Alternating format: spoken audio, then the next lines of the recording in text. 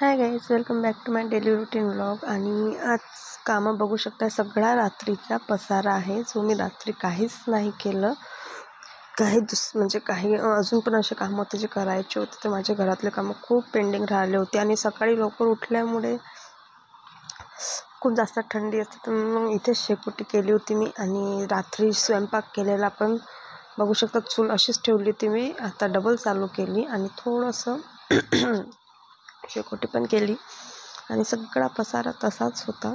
काहीच एक पण कामं नव्हते झाले आणि थोडं आवरून घेतलं तुम्ही कालच. मी तुम्हाला तर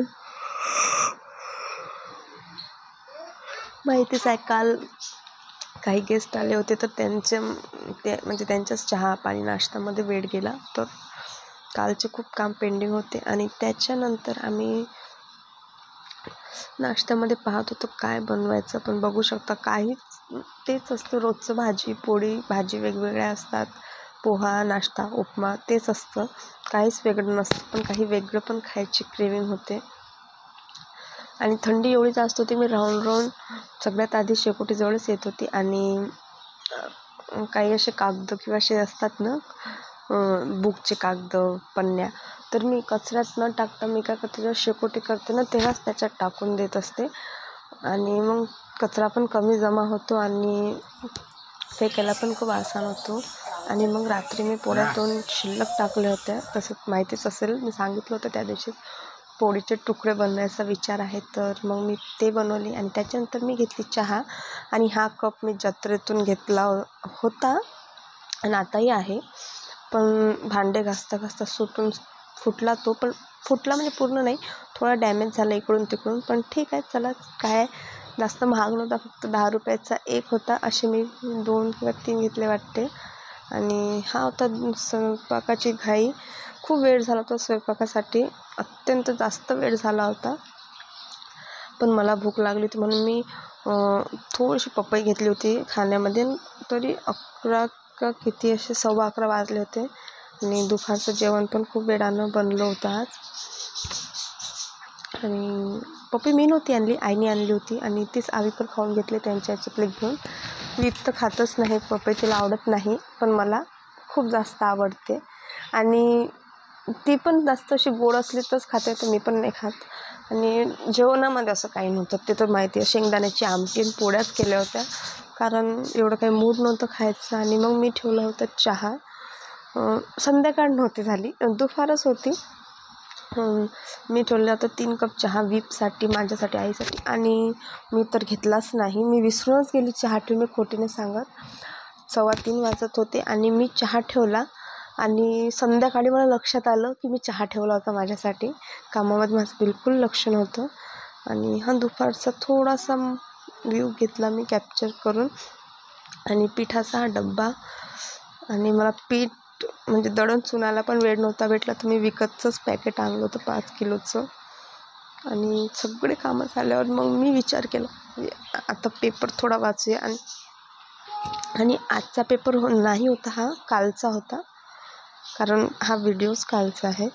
तर थोडासा मी पेपर वाचला आणि मी ते थोडंसं बघत होते काय आहे. कारण आता संक्रांत म्हणजे पुढच्या जानेवारीमध्ये संक्रांत, तर पतंग तर आतापासून चालू होतात आमच्या इकडे.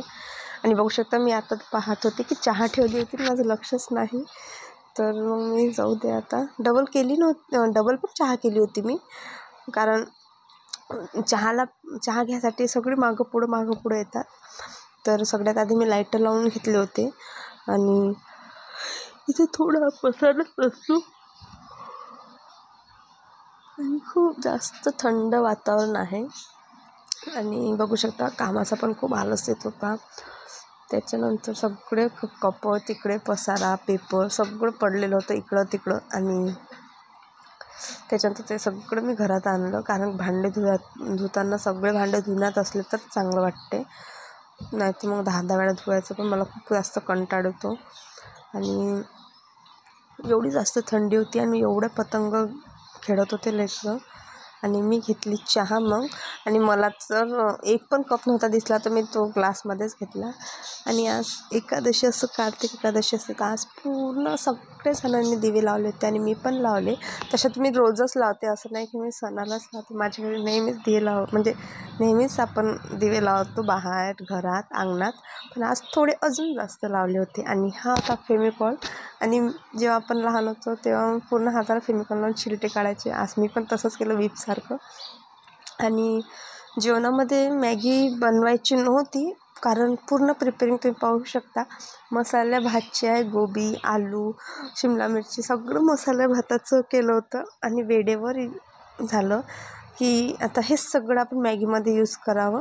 कारण विपचे पप्पा म्हणत होते की आता मसाले भात तर खायचं मूड नाही, तर आपण मॅगीच करून घ्या. तर मग मी पटकन मॅगी बॉईल करून ठेवली आणि सगळं कापून ठेवलं. बस आम्ही वाट पाहत होतो. थोडं मी आता चॉप करून ठेवलं होतं आणि पाहतच होतो कधी बनवायची, कारण गरमच चांगली लागते थंडीच्या दिवसात.